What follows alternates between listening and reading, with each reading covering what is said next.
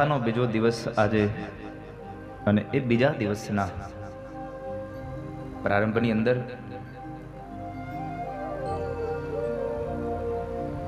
ખૂબ આનંદનો દિવસ, કારણ કે આજે તો શુભમ પરિવારે ભગવાન ઠાકોરજીના શિખર ઉપર 52 ગજની ધજા ફરકાવીને આનંદ મેળવ્યો. આજે એકવાર તાળીઓથી વધાવીએ આ અવસરને.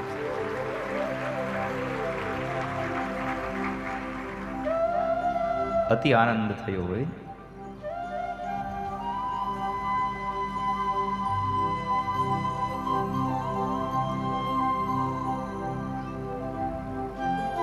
એક તો સોનું હતું ને એમાં પણ સુગંધ ભળી ગઈ.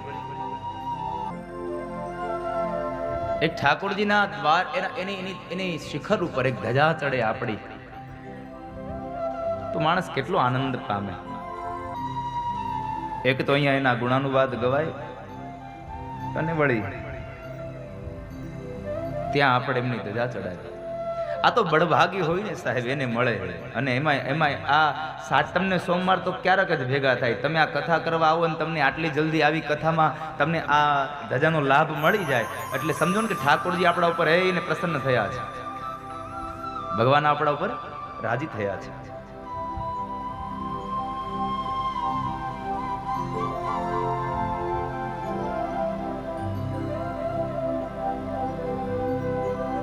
ભગવાનનો રાજીપો છે આપણા ઉપર સાહેબ.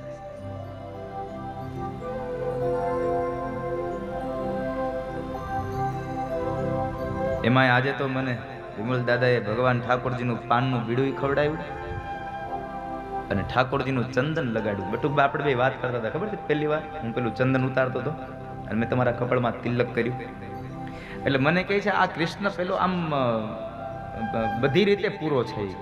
અમે એક દિવસ અમે કથામાં હતા, એટલે હું સવારમાં ઠાકોરજીનું ચંદન ઉતારતો હતો ને, તો એ આવ્યા એટલે મેં એને ચંદન લગાડી દીધું.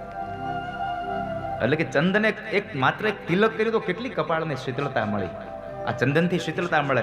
મને હવે ખબર પડી કે મારી ઘરે હું નાનો હતો ને ત્યારે કોઈકને ગામમાં માથું દુખે ને તો મારી ઘરે ઓલું અમલ્યું લઈને આવે, અને તરત કે અમારે ઘરે કોઈકને માથું દુખે છે, ચંદન ઉતારી દો ને. એટલે અમારા દાદા વળી ચંદન ઘસી અને એને અમલ્યામાં ભરી દે. આજે ખબર પડી કે આ ચંદન શું કામ લેવા આવતું હતું, કારણ ચંદનથી શીતળતા મળે. ઠાકરજીનું ચંદન કપાળમાં મળ્યું ને એટલી શીતળતા મળી. આ મોટો વૈજ્ઞાનિક છે સાહેબ, આ કૃષ્ણ વૈજ્ઞાનિક પણ છે. એટલે તો વિજ્ઞાન જ્યારે પાછું પડે ત્યારે ક્યાંયથી એને જ્યારે જવાબ ન મળે શું કરે, તો કહે છે કૃષ્ણએ જે ગીતાજીનું ગાન કર્યું એ ગીતાજીનો સહારો લે છે, શ્રીમદ ભગવદ ગીતાનો સહારો લે છે.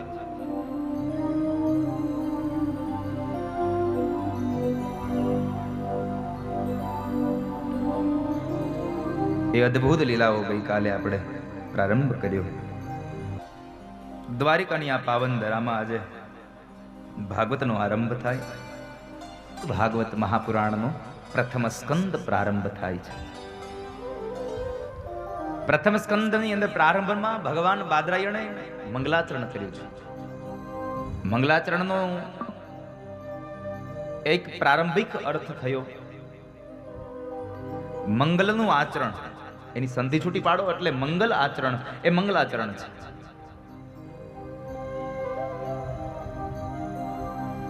મંગલાચરણ શા માટે? ગ્રંથના પ્રારંભમાં મંગલાચરણ શા માટે? આમ તો જોવા જઈએ તો શ્રીમદ ભાગવતમાં 3 જગ્યાએ મંગલાચરણ આપ્યું છે, પ્રારંભમાં, મધ્યમાં અને અંતમાં. આ 3 વખત મંગલાચરણ કર્યું ભાગવતમાં. આનો અર્થ શું? 3 વખત શા માટે?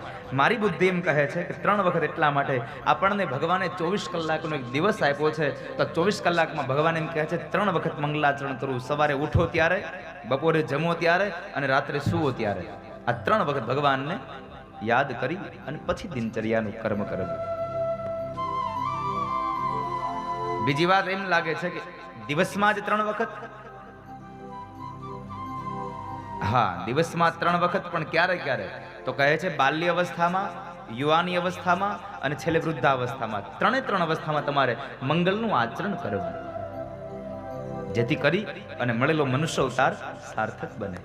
ભગવાને બહુ મોંઘો અવતાર આપ્યો છે, પણ આપણી તો ભાષા કેવી, ભગવાને માંડ કરીને માણા બનાવ્યા છે, ખાઈ પીને મજા કરો. પછી કોને ખબર ક્યારે આવી. અરે એ જ તો મહા મુસીબત છે, ક્યારે આવીશું એ ખબર નથી.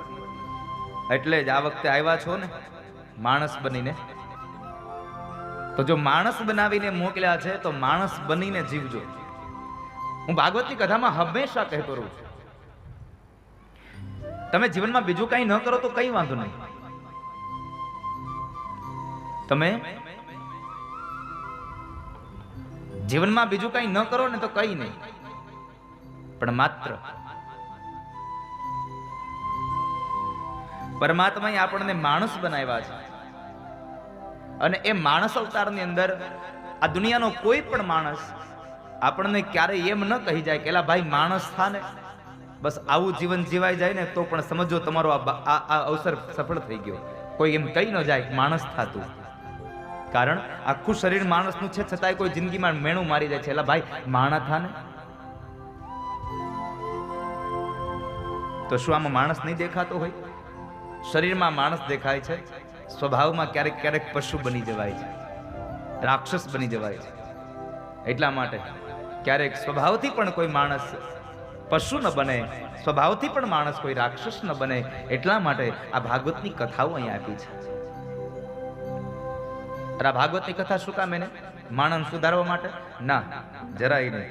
અમારે પૂજ્યપાદ સદગુરુદેવ નિત્ય સ્વરૂપ સ્વામી એમ કહે મને, હમણાં હું બેઠો તો એની ધારે સત્સંગમાં સરદાર નિવાસી, અને એને મારા માટે ખૂબ હેત.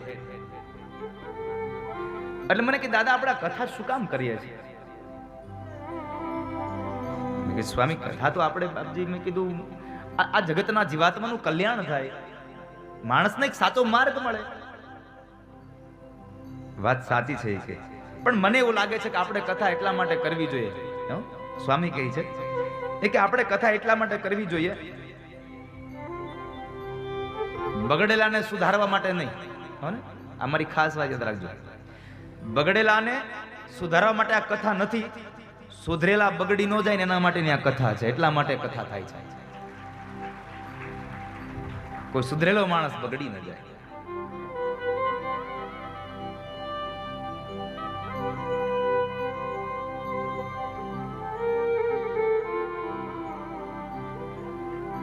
જીવનમાં 3 અવસ્થામાં મંગલાચરણ કરજો. દિવસમાં 3 સમયે મંગલાચરણ કરજો.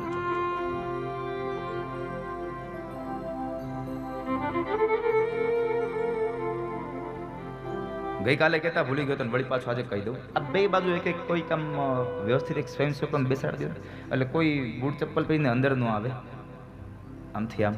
અને એક ચાલુ અવસ્થામાં કોઈ અહીંથી જેને આવું છે પાછળના ગેટથી આવે, જેથી કંઈ મારી કથામાં ડિસ્ટર્બ ન થવું. જે કોઈ લોકો છે ને મેઇન દ્વારથી હવે એન્ટ્રી કરાવજો. હું આવ્યા પહેલા જે કોઈને આવું છે ને એને અહીંયાથી બેસાડી દેવા. કથા ચાલુ થાય ત્યાર પછી એમને બની શકે ત્યાં સુધી મુખ્ય દ્વારથી એને એન્ટ્રી કરાવશું. એ ભાગવતનું મંગલાચરણ પ્રારંભ થયો, અને ભાગવતના મંગલાચરણમાં પ્રથમ સ્કંદ અને ભગવાન બાદરાયણ બોલ્યા છે. ભગવાનના 3 કાર્યો બતાવ્યા: ઉત્પત્તિ, સ્થિતિ અને લય. આ દુનિયાની ઉત્પત્તિ કરવી એ પણ ભગવાનનું કર્મ છે, એ પણ ભગવાનનું કાર્ય છે. દુનિયાની આ જગતની ઉત્પત્તિ કર્યા બાદ એ જીવાત્માને નિભાવવો એ પણ જવાબદારી ભગવાનની છે. અને અંતે જ્યારે સમય થાય ત્યારે જીવાત્માને ફરી પાછો આ દુનિયામાંથી નાશ કરી અને લઈ લેવો, આ કર્મ પણ ઈશ્વરનું છે. ઉત્પત્તિ, સ્થિતિ, લય, કારણ, જેનું આ કર્મ છે. એટલે તો ભગવાનને આપણે ઇંગ્લિશમાં અત્યારની ભાષામાં ગોડ કહીએ છીએ. પરમાત્માને આપણે ઈશ્વરને ગોડ કહીએ. શા માટે? ગોડનો સ્પેલિંગ કદાચ આપણને ખબર છે, GOD. પણ આ GOD નો શું અર્થ? તો એનો અર્થ પણ ભાગવતકાર એ મહાપુરુષે બતાવ્યો, વિદ્વાન પંડિતો બતાવે છે. G for generator. જનરેટ નો અર્થ થાય ઉત્પન્ન કરવું. O ફોર ઓપરેટર, યાને કે ચલાવવું. અને D ફોર ડિસ્ટ્રોયર, યાને કે નાશ કરવો. ઉત્પન્ન કરવું, ચલાવવું અને છેલ્લે નાશ કરવો. આ 3 કર્મ ભગવાનના. એટલા માટે ભગવાનને ઇંગ્લિશની ભાષામાં ગોડ કહ્યો છે.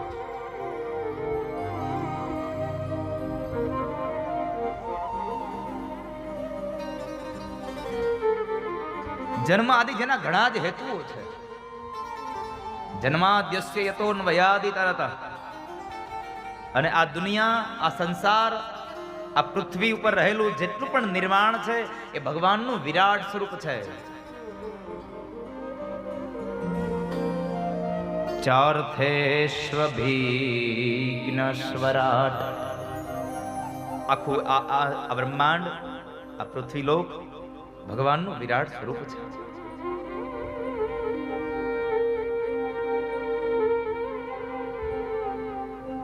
પણ આ એક શ્લોકમાં મંગલાચરણ કર્યું, ભગવાનને વંદન કર્યા, મંગલ આચરણ કરવાની વાત. પણ એ મંગલાચરણમાં મને અંતિમ પદમાં એક અંતિમ શબ્દો ખૂબ ગમ્યા છે. સત્યની પ્રાર્થના કરી છે.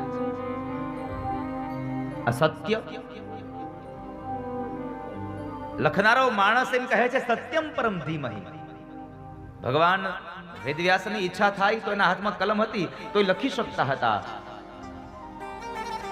કે કૃષ્ણમ પરમ ધીમહિ, રામમ પરમ ધીમહિ, શિવમ પરમ ધીમહિ, બુદ્ધમ પરમ ધીમહિ. પણ ન લખ્યું, એક પણ ભગવાનનું નામકરણ ન લખ્યું, નામ ન લખ્યું, પણ શબ્દ પ્રયોગ કર્યો, સત્યમ પરમ ધીમહિ. શા માટે? ભગવાન બાદરાયણને ખબર હતી કે આવનારો સમય કળયુગ છે અને કળયુગની અંદર ધર્માંતર થશે, ધર્મના વાડાઓ બનશે અને એની અંદર માણસો અંદરો અંદર ઝઘડતા થઈ જશે. અમે આ સંપ્રદાયના, અમે આ સંપ્રદાયના. એટલે કોઈ માણસ કળયુગના સમયની અંદર આ ભાગવતના મહાગ્રંથ માટે કોઈ લડે નહીં, અંદરો અંદર ઝઘડો ન કરે. એટલા માટે ભગવાન કહે છે કે મારે કોઈનું નામ નથી લખવું, મારે તો આ ગ્રંથ સૌ કોઈનો છે, કોઈ એક સંપ્રદાયનો નહીં. આ સંપ્રદાય માટે ગ્રંથ નથી, આ દુનિયાના તમામ જીવાત્મા માટેનો ગ્રંથ છે, જેને મોક્ષ આપનારો ગ્રંથ કહ્યો, મુક્તિ આપનારો ગ્રંથ કહ્યો છે. કારણ ભાગવત મુક્તિ આપે છે. એટલે તો ભાગવત એમ કહે, એકમ ભાગવતમ શાસ્ત્રમ મુક્તિદાનેન ગર્જતિ. એકમાત્ર ભાગવત એવું શાસ્ત્ર છે જે તમને મુક્તિ આપી દે. શેનાથી? તો કહે છે સાંભળવા માત્રથી. યસ્યા શ્રવણ માત્રેણ મુક્તિ કરતલે સ્થિતા. તમારા હાથની અંદર ભાગવતને સાંભળવાથી મુક્તિ આવી જાય. મુક્તિની પાછળ દોડવાની જરૂર ન પડે. પણ જો તમે આ ભાગવતને ભાવથી સાંભળ્યું હોય તો, ભાગવતને ભાવથી સાંભળો તો તમને ભાગવત મુક્તિ આપે, ભાગવત તમને મોક્ષ આપે, પ્રદાન કરે. સત્યની આરાધના કરી ભગવાન બાદરાયણે. સત્ય એ જ ઈશ્વર છે ને સત્ય હંમેશા એક જ હોય. સત્ય ક્યારેય બહુવચન ન થાય. આ સત્યો છે ન કહેવાય, આને અસત્ય છે. તો ક્યારેય તમે એમ પણ ન કહી શકો કે આ અડધું સત્ય છે. ના, કાં તો સંપૂર્ણ સત્ય હોય અને કાં તો સંપૂર્ણ અસત્ય જ હોય. સત્ય ક્યારેય અખૂટ ન બની શકે. સત્ય એ સત્ય છે.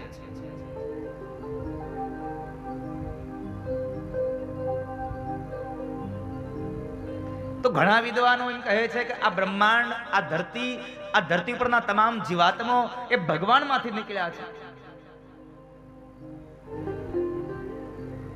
તો પછી ભગવાન એ અખંડ ન થઈ ગયા? ના સાહેબ, અપૂર્ણ ન થાય છે ભગવાન. એટલે ભગવાન ગીતાજીમાં કહે, પૂર્ણમદઃ પૂર્ણમિદં પૂર્ણાત પૂર્ણમુદચ્યતે પૂર્ણસ્ય પૂર્ણમાદાય પૂર્ણમેવાવશિષ્યતે. ભગવાન સ્વયં કહે છે હું પૂર્ણ છું અને હંમેશા પૂર્ણ રહીશ. એટલા માટે જ શ્રી કૃષ્ણને લખાયું પૂર્ણ પુરુષોત્તમ. ભગવાન પૂર્ણ પુરુષોત્તમ છે. અને પૂર્ણ પુરુષોત્તમ તો છે, પણ તમે કેટલા બળભાગી છો કે પૂર્ણ પુરુષોત્તમના આ પુરુષોત્તમ મહિનામાં તમને દેવભૂમિ દ્વારિકામાં કથા સાંભળવાનો અવસર મળ્યો છે. કેટલા ભાગ્યશાળી આપણે. અધિક માસ, અને વિદ્વાનો કહે છે અધિક માસ હે અધિક પુણ્ય. અધિકમાં તમને અધિક મળે એટલે તો માણસો તીર્થોમાં આવી દાન પુણ્ય કરે. તીર્થમાં જવાથી આપણા પાપો ધોવાઈ જાય અને પુણ્યનો ઉદય થાય. અન્ય ક્ષેત્રે કૃતમ પાપમ તીર્થ ક્ષેત્રે વિનશ્યતિ. પણ સાવધાન થઈ જાજો તીર્થમાં આવીને. હા, તીર્થમાં આવીને ખૂબ સાવધાન રહેજો કે અન્ય ક્ષેત્રમાં તમારું કરેલું પાપ તીર્થમાં આવો એટલે ધોવાઈ જાય. પણ તીર્થમાં આવીને પાપ કરશો તો તીર્થ ક્ષેત્રે કૃતમ પાપમ વજ્રલેપો ભવિષ્યતિ. વજ્રપત્રમાં લખાઈ જશે અને પછી તમારે ભોગવવું જ રહ્યું. માટે તીર્થમાં કોઈ પાપ ન થઈ જાય એના માટેની કાળજી રાખજો બાપ. તીર્થમાં કોઈ પાપ ન થઈ જાય. અને અહીંયા આવ્યા છો ને તો દાન પુણ્ય કરીને જ જાજો.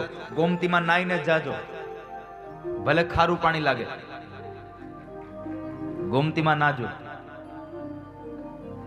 નકર પછી ઘરે જઈ અને સત્સંગ મંડળમાં જઈ અને ગામ આપણા ઘરના ખૂણે બેહીને કેવું પડશે ગંગા નાયા, ગોમતી નાયા.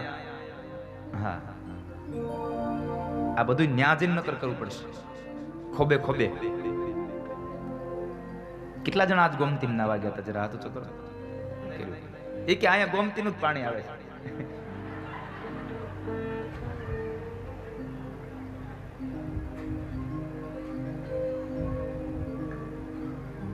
હું ને સંજયભાઈ એક દિવસ હરિદ્વાર ગયા. પહેલી વાર બહાર ગયા. અંબે પહેલી વાર હરિદ્વાર ગયા પેલી સપ્તાહનું નક્કી કરવા.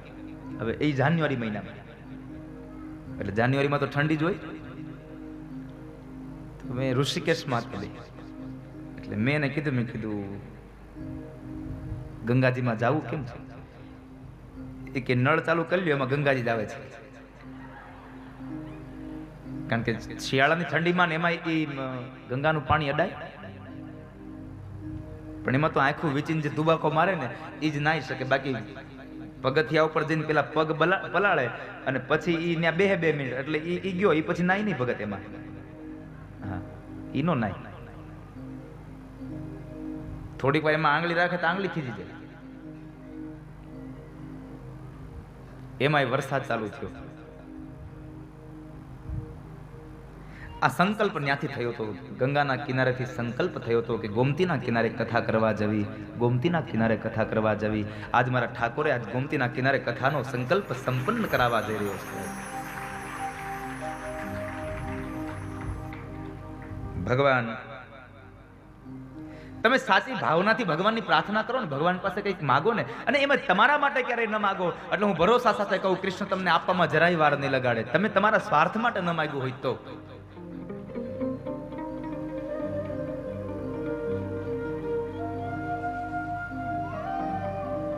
સત્ય હંમેશા સંપૂર્ણ હોય સાહેબ. માટે સત્યની આરાધના કરજો. સત્યમ પરમ ધીમહિ. સત્યની આરાધના કરજો. ભગવાને આ દુનિયાની રચના કરી છે, આ દુનિયાને બનાવી. કેટલું અદ્ભુત કાર્ય છે ભગવાને બનાવેલું. અને છતાં પણ એક વાત યાદ રાખજો, ભગવાનની અંદર 3 કર્મ છે. ભગવાનના 3 કાર્યો: ઉત્પત્તિ, સ્થિતિ અને લય. ઉત્પન્ન કરે, ચલાવે અને નાશ કરે. છતાં એનામાં 3 વસ્તુ નથી. નથી હરખ, નથી અભિમાન, નથી શોક. બ્રહ્માજી આ દુનિયાની ઉત્પત્તિ કરે. બ્રહ્માને ઘરે દીકરા થાય, આપણી ઘરે દીકરીનો જન્મ થાય એટલે આપણને કેટલો આનંદ મળે. બ્રહ્માજીમાં કોઈ આનંદ નથી, કોઈ હરખ નથી. ભલે દુનિયાની સૃષ્ટિ થાય છે, સર્જન થાય છે, બ્રહ્માને કોઈ આનંદ નથી. આ દુનિયાને ચલાવનારા ભગવાન નારાયણ, એને કોઈ દિવસ અહંકાર નથી કે હું દુનિયાને ચલાવું છું. જ્યારે ભગવાન શિવ આ દુનિયાનો સંહાર કરતા જાય, લય કરે છે, ત્યારે ભગવાન શિવને કોઈ જાતનો શોક નથી થતો કે આજ મારે એક જીવાત્મા અમારા વચ્ચેથી ગયો. ના, એને નથી હરખ, નથી અભિમાન, નથી કોઈ શોક. એટલે એને પરમાત્મા કહ્યા છે. આપણને આ 3 વસ્તુ છે. આપણને હરખે થાય છે અને આપણે ચલાવીએ એટલે આપણને અહંકાર આવે છે. દીકરાઓ મજા કરો, એ તો તમારો બાપ કમાય છે ને એટલે તમને ખબર નથી. આવા શબ્દો આપણા મોઢામાંથી દીકરાઓ માટે નીકળતા હોય છે. પણ આપ સૌને મારી પ્રાર્થના છે, કોઈ દિવસ ક્યારે અભિમાન ન કરશો કે હું છું એટલે મારો પરિવાર ચાલે છે. ના, એટલે મારા દીકરા મજા કરે છે. ના, જે દીકરાઓ નાનપણમાંથી જ છત્રછાયા ગુમાવીને બેઠા હોય ને બાપની, એ દીકરાઓ પણ મોટા થઈ અને બહુ સરસ મજાની એવી જિંદગી જીવતા હોય છે. કારણ આ દુનિયામાં જેનું કોઈ નથી ને એનો ભગવાન કાળિયો ઠાકર છે સાહેબ. એના માટે કૃષ્ણ છે. ક્યારેય અભિમાન ન કરશો. અને અભિમાન કર્યું ગયો. ગર્વ કયો સોઈ નર હાર્યો. ગર્વ ન કરશો, અભિમાન ન કરશો. ભગવાનનો આભાર માનશો કે પરમાત્મા તમે મને નિમિત્ત બનાવ્યો. અહીંયા તો માત્ર ઈશ્વર આપણને નિમિત્ત બનાવે છે, બાકી કરવા વાળો તો ઈ છે. અને એને જે ધાર્યું હશે ઈ જ થશે. મારું ને તમારું નહીં ચાલે એમાં કરશું. કોઈ દી ચાલ્યું નથી અને કોઈ દી ચાલવાનું નથી. ગમે તેટલી મહેનત કરો, એ તો એને આપવું છે તો જ આપશે. નકર તમે ગમે તેટલા આમ દોડી દોડીને ગમે તેમ કરો, એ ઊંધું જ પડે. અને એને આપવું હોય ને તમે ઊંધા નાખો ને તો જતું પડે, કારણ કે દોરી એના હાથમાં છે. કોને કેટલું આપવું ને કોને કેટલી જરૂર છે એને ખબર છે. એટલે યથાયોગ્ય સમયે યથાયોગ્ય વસ્તુ એ આપે છે. અને એટલા માટે એ માપમાં આપે છે. અને જ્યાં જ્યાં આપવાનું છે ત્યાં જ આપે છે. તમે જુઓ, આ શુભમ પરિવારને ભગવાને લક્ષ્મી આપી, એને કેટલો સદુપયોગ કર્યો. નકર આ ગરમીમાં એ ઠંડા પ્રદેશમાં ફરવાનો વ્યા જાય. હાલો વેકેશન છે, છોકરાઓને લઈને વ્યા જાય વિદેશમાં, એને આ ગરમી વહી જાય પછી આવશું. પણ ના, એને ઉનાળામાં જ આ પ્રસંગ અહીંયા કર્યો. શું કામે? તો કહે છે વેકેશનનો પીરિયડ હોય ને તો અમારો તમામ પરિવાર આ દ્વારિકાની ધરતીમાં લાભ લઈ શકે, એટલા માટે એને આયોજન કર્યું. સાહેબા, જેને સંપદા ભગવાને આપી છે એને સાથે સાથે ભગવાન સન્મતિ આપે ને એટલે સમજો એ સંપદા નહીં, એ મહાલક્ષ્મી બની જાય છે. સદભાગ્યની લક્ષ્મી બની જાય છે. અને લક્ષ્મીને તમે જેટલી વાપરો ને એટલી તમારી પાછી આવે. જેટલા અંદર મૂકી રાખી એને બધાને ઉધોઈ જ ખાઈ ગઈ. હા, ઓછામાં પૂરું બાકી રહેતા આપણે ઓલા ઉધોઈને દવા વાળાને લઈ આવી. હાલ તો દવા નાખતો, એ દવા છાંટતો જાય ને થોડીક લેતો જાય. એટલે લોભ ન કરશો. ભગવાને સંપદા આપી છે તેનો સદુપયોગ કરજો. બાપ, ઈશ્વરે આ ધરતીનું નિર્માણ કર્યું, આ દુનિયાનું નિર્માણ કર્યું. અને એ નિર્માણની અંદર એને નથી હરખ, નથી કોઈ અભિમાન, નથી કોઈ શોભ. બધાને જીવાડે છે સાહેબ. કોઈ દિવસ એને કોઈને ભૂખ્યો સુવાડ્યો હોય આવો પ્રસંગ નથી બન્યો. ભૂખ્યો ઉઠાડે ખરો, પણ ભૂખ્યો કોઈ દી સુવાડે નહીં. આ દુનિયાનો ચલાવનારો એ માણસ, એ કુંભાર ક્યાં બેઠો છે? એટલે કહેવું ગમે છે, પૃથ્વી તણો પીંડો કર્યો, રજલાવતો ક્યાંથી હશે?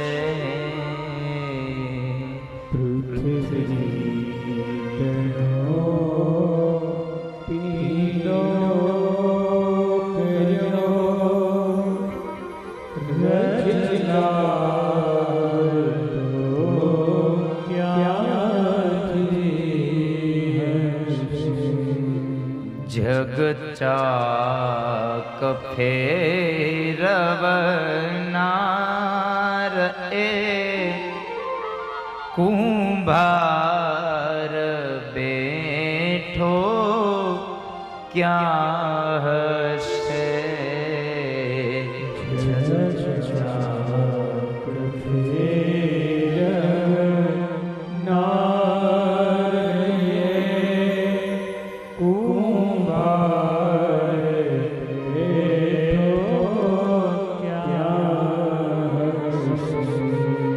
जग चोर से बूटा भर्या, क्या रे किनारी छापशे? जग चोर से बूटा भर्या, क्या કેટલી દુનિયાનું નિર્માણ થતું જાય સાહેબ. રોજ દિવસ ઉગે અને નવું નિર્માણ થાય, રોજ દિવસ ઉગે અને નવું નિર્માણ થાય. અને વળી પાછું કેટલું કેટલું નવું નવું. જગ ચોરસે બૂટા ભર્યા અને ક્યારે કિનારી છાપશે? કિનારી ક્યારે છાપશે? કારણ કિનારી છપાયા પછી બૂટા ન ભરે.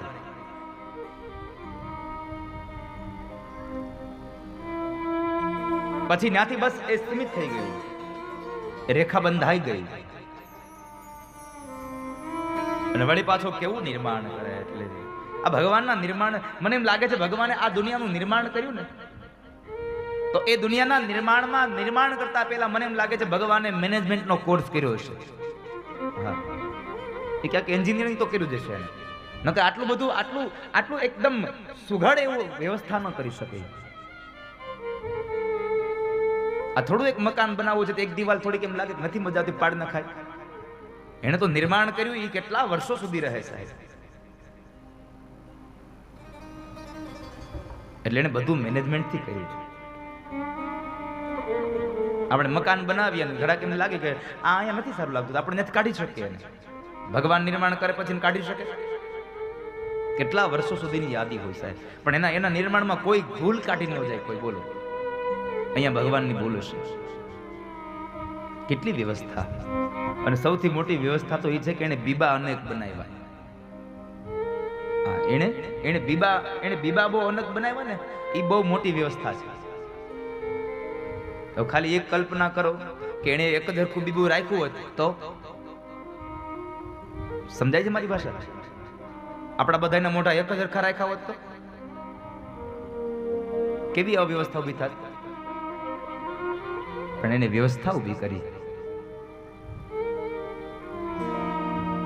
જેટલા માણસનું નિર્માણ કરે બધાને વળી પાછો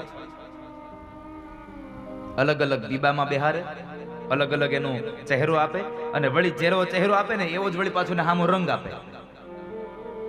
એટલે કવિ લખે, બીબા કહો કેટલા હશે, રંગ રે જ બેઠો ક્યાં હશે.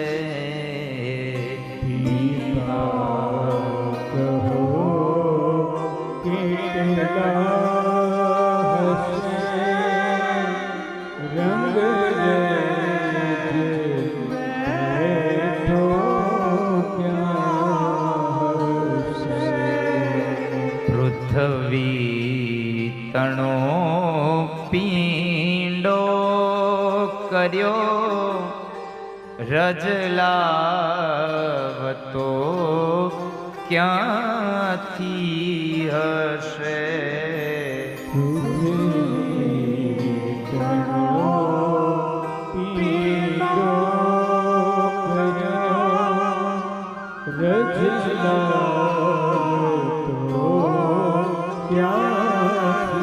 ક્યાં ગયો હશે? માટી લેવા ક્યાં ગયો હશે? આવડો મોટો પિંડ બનાવ્યો હતો, એ ખાળિયા ક્યાં ખોદવા ગયો હશે? અને ખાળિયા ખોદવા ગયો એનો વાંધો નથી સાહેબ, આખી દુનિયાનો ચાકડો બનાવી અને જગતને ચલાવનારો આ કુંભાર બેઠો ક્યાં હશે? આ કુંભાર ક્યાં હશે?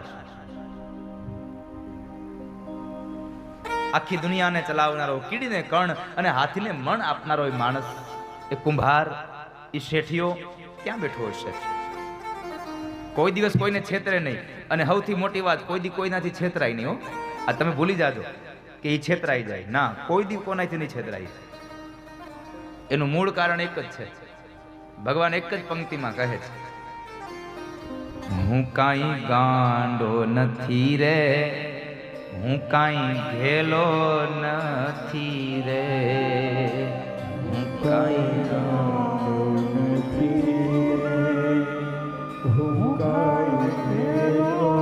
ભગવાન કહે છે તમે મને છેતરવા ઉભા થયા હો તો હું તમારાથી છેતરાઈ જાઉં, આવું તમારે કોઈ દી સ્વપ્નમાં વિચારવું નહીં. કારણ કોઈનો છેતરો છેતરાવ એવો સસ્તો નથી રે, હું કાંઈ ગાંડો નથી રે.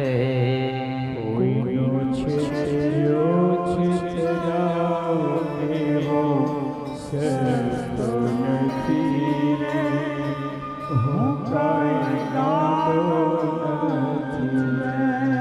ગાંડો ગાંડો નથી રે, ઘેલો ઘેલો નથી રે, ગાંડો ગાંડો નથી રે, ઘેલો ઘેલો નથી રે. ગાંડો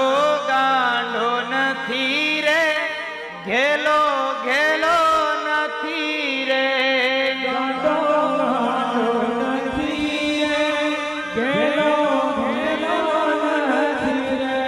એ કોઈનો છેતરો છેતરાય એવો સસ્તો નથી રે, ઈ કાંઈ ગાંડો નથી રે. કોઈનો છેતરો છેતરાય એવો સસ્તો નથી રે, ઈ કાંઈ ગાંડો નથી રે. ભગવાન કહે છે હું તમે કોઈ છેતરી જાઓ અને હું છેતરાઈ જાઉં એવો હાવ ગાંડોય નથી.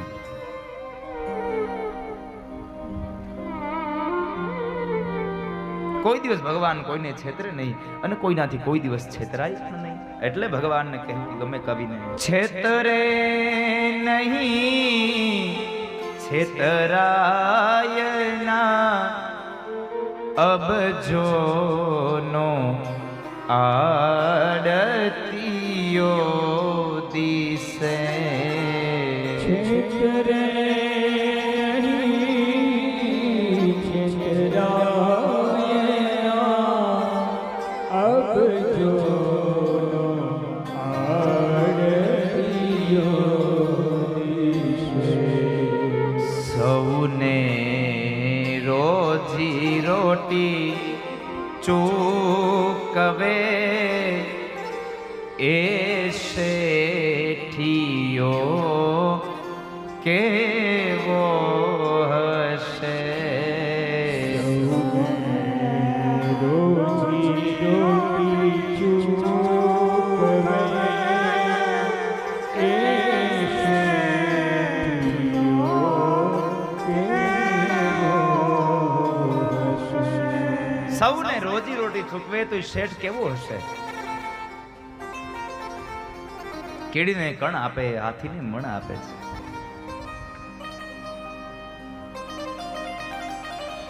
આવી કહેવત છે ભગવાન સૂર્યનારાયણ સવારમાં સૂર્ય ઉદય થાય અને સૂર્ય અસ્ત તરફ જાય ત્યાં સુધીમાં ભગવાન કીડીને કણ હાથીને મણ આપે. આવી કહેવત છે. એક દિવસના વખતે સૂર્યનારાયણના પત્ની રન્ના દે